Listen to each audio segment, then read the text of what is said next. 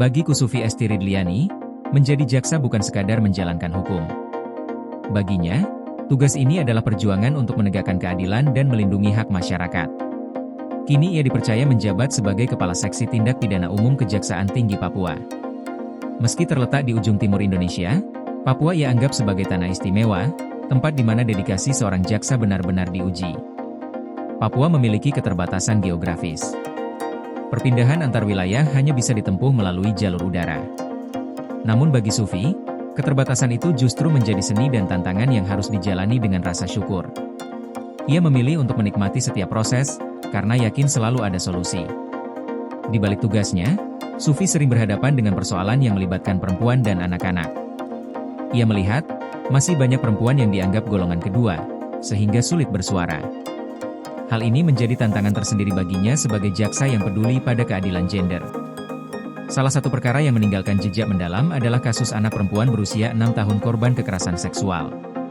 Ironisnya, terdakwa dinyatakan bebas, sementara korban mengalami trauma fisik dan psikis. Dari pengalaman itu, hati nurani Sufi terketuk. Ia merasa kejaksaan tidak boleh hanya berhenti pada proses hukum, tetapi juga harus memastikan korban mendapat pemulihan.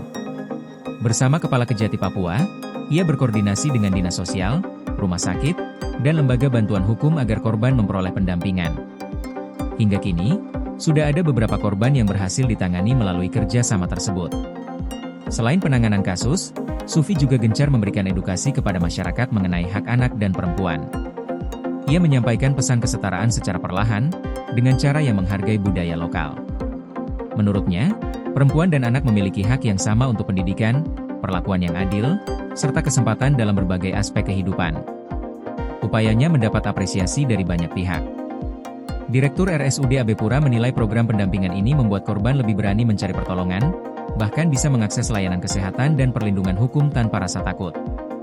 Salah satu korban KDRT pun mengaku kembali menemukan kepercayaan diri berkat bimbingan Sufi. Kisah Kusufi Esti Ridliani menunjukkan bahwa peran jaksa bukan hanya menuntut perkara di ruang sidang. Lebih dari itu, seorang jaksa juga hadir untuk memastikan keadilan benar-benar dirasakan oleh masyarakat, terutama bagi mereka yang paling rentan. PLN UIPSBU lakukan sosialisasi besaran kompensasi ROW jaringan 150 kV Blang PD Tapak Tuan, guna hadirkan listrik untuk rakyat. UP2B Kaltimra, pastikan keandalan listrik untuk rakyat melalui strategi operasi adaptif dan skema pertahanan sistem.